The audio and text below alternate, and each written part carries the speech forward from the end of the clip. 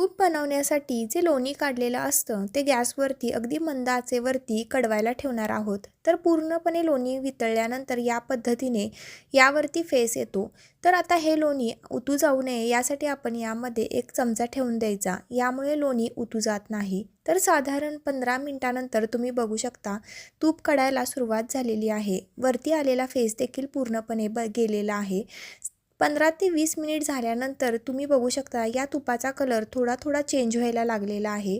तर आपल्याला हे तूप जास्त प्रमाणात देखील कडवायचं नाही. थोडासा ब्राऊन कलर आल्यानंतर आपण हे गॅस बंद करणार आहोत. यानंतर यामध्ये चिमूटभर मीठ घालायचं. असं केल्यामुळे तुपाला छान खमंग खरपूस असा वास येतो. मंद आचेवरती हे तूप थोडंसं ब्राऊन कलर झाल्यानंतर समजावं की आपलं तूप कडवून तयार झालेलं आहे. तूप हे शक्यतो काचेच्या बरणीमध्येच काढावं. प्लॅस्टिकचा वापर टाळावा. तर इथं आपलं अगदी मस्त दाणेदार रवाळ असं तूप बनवून तयार झालेलं